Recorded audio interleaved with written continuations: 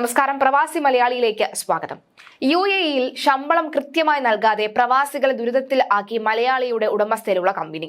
ഷാർജയിൽ വെൽഡിംഗ് കമ്പനിയിൽ ജോലി ചെയ്യുന്ന തൃശൂർ സ്വദേശികളായ 3 യുവാക്കളാണ് ഈ ദുരിതം അനുഭവിക്കുന്നത്.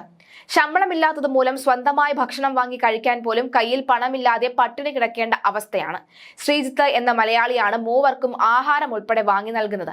കമ്പനി ഉടമ പാസ്പോർട്ട് പിടിച്ചു വെച്ചിരിക്കുന്നതിനാൽ നാട്ടിൽ പോകുവാനും സാധിക്കാത്ത ഗതികേടിലാണ് ഇവർ. 1.5 വർഷമായി ജോലി ചെയ്യുന്നുവെന്നും ഇന്നേ വരെ കൃത്യമായി ശമ്പളം നൽകിയിട്ടില്ല എന്ന് യുവാക്കളിൽ ഒരാൾ പറഞ്ഞു. ചില മാസങ്ങളിൽ 10ഓ 20ഓ ദിവസം വൈകിയാകും ശമ്പളം തരിക. ചിലപ്പോൾ ഇത് 2 മാസം വരെ പിടിച്ചുവെക്കാറുണ്ടെന്നും ഇവർ പറയുന്നു. ശമ്പളം ലഭിക്കാത്തതിനാൽ ഇവരെ ആശ്രയിച്ച് നാട്ടിൽ കഴിയുന്ന കുടുംബാംഗങ്ങളും ദുരിതത്തിലാണ്. ഇവരുടെ ദുരവസ്ഥ തിരിച്ചറിഞ്ഞ കേന്ദ്രമന്ത്രി സുരേഷ് ഗോപി വിഷയത്തിൽ ഇടപെടുകയുണ്ടായി. ശ്രീജിത്ത് എന്ന മലയാളി ഈ വിഷയം കേന്ദ്രമന്ത്രി സുരേഷ് ഗോപിയുടെ ശ്രദ്ധയിൽപ്പെടുത്തിയതോടുകൂടിയാണ് ഇവരുടെ ദുരിത ജീവിതത്തിന് അവസാനമാകുന്നത്. ഭയപ്പെടേണ്ട എന്നും എത്രയും വേഗം നാട്ടിലെത്താനുള്ള സംവിധാനം സജ്ജമാക്കുമെന്നും കേന്ദ്രമന്ത്രി അറിയിച്ചതായി ശ്രീജിത്ത് കൂട്ടിച്ചേർത്തു. മന്ത്രി അടിയന്തരമായ വിഷയത്തിൽ ഇടപെടണമെന്നും ഉടൻ നാട്ടിലേക്ക് പോകാൻ സാധിക്കുമെന്ന പ്രതീക്ഷയിലുമാണ് പ്രവാസികൾ. ഇത്തരത്തിൽ നിരവധി പ്രവാസികൾ കമ്പനികളുടെ ചൂഷണത്താൽ ശമ്പളം കിട്ടാതെ ബുദ്ധിമുട്ട് അനുഭവിക്കുന്നുണ്ട്.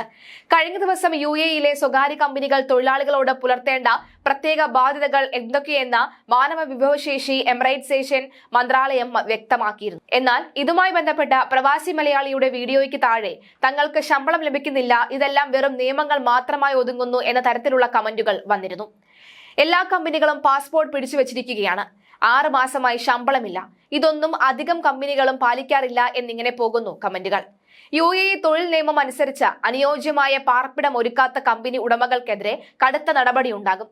താമസ സൗകര്യമില്ലെങ്കിൽ താമസ അലവൻസ് നൽകണമെന്ന് നിർബന്ധമാണ്. പാസ്പോർട്ട്, എമിറേറ്റ്സ് ID, യോഗ്യത തെളിയിക്കുന്ന സർട്ടിഫിക്കറ്റുകൾ, ബാങ്ക് കാർഡ് തുടങ്ങി തൊഴിലാളികളുടെ ഔദ്യോഗിക രേഖകൾ പിടിച്ചുവെക്കുകയോ തൊഴിൽ ബന്ധം അവസാനിപ്പിച്ചാൽ രാജ്യം വിടാൻ അവരെ നിർബന്ധിക്കുകയോ ചെയ്യരുത് എന്നും പുതിയ വ്യവസ്ഥയിൽ പറയുന്നു. തൊഴിൽ പരിചയ സർട്ടിഫിക്കറ്റ് സൗജന്യമായി നൽകണം. തൊഴിലാളിയെ ദോഷകരമായി ബാധിക്കുന്നതോ അവരുടെ തൊഴിലവസരങ്ങൾ കുറയ്ക്കുന്നതോ ആയതൊന്നും തൊഴിൽ പരിചയ സർട്ടിഫിക്കറ്റിൽ ഉൾപ്പെടുത്താൻ പാടില്ല. ജോലി മതിയാകുന്ന തൊഴിലാളി സ്വന്തം നാട്ടിലേക്ക് തിരിച്ചു പോവുകയാണെങ്കിൽ ആനുകൂല്യങ്ങൾക്കൊപ്പം വിമാനയാത്രാ ടിക്കറ്റും നൽകുക എന്നതും ഇതിൽ പറയുന്നുണ്ട്. ഒരാളെ ജോലിക്കെടുക്കുന്നതിന് മുൻപ് അയാളുടെ ജോലിയുടെ സ്വഭാവം, ഡ്യൂട്ടി സമയം, വേതനം, മറ്റ് ആനുകൂല്യങ്ങൾ എന്നിവ അടങ്ങിയ ഓഫർ ലെറ്റർ നൽകണം.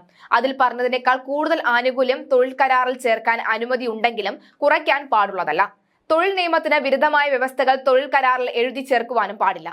മന്ത്രാലയം അംഗീകരിച്ച ജോബ് ഓഫർ ലെറ്ററുകളിലെ സീരിയൽ നമ്പറുടെ ആധികാരികത പരിശോധിക്കേണ്ടതുണ്ട്. തൊഴിൽ പെർമിറ്റ് ഇഷ്യൂ ചെയ്യുമ്പോൾ അതിലെ ജോലി നേരത്തെയുള്ള ജോബ് ഓഫറിന് സമാനമായിരിക്കണം. മന്ത്രാലയം പുറപ്പെടുവിച്ച നിബന്ധനകൾക്കും നിയന്ത്രണങ്ങൾക്കും നടപടിക്രമങ്ങൾക്കും അനുസൃതമായി തൊഴിലാളികളുടെ ഫയലുകളും രേഖകളും സൂക്ഷിക്കേണ്ടത് ഇതിൽ പ്രധാനമാണ്. തൊഴിലാളിയുടെ സേവനം അവസാനിച്ച തീയതിക്ക് ശേഷം 2 വർഷം വരെ ഈ ഫയലുകൾ സൂക്ഷിക്കണമെന്നും സ്വകാര്യ കമ്പനികൾക്കുള്ള നിർദ്ദേശങ്ങളിൽ പറയുന്നുണ്ട്.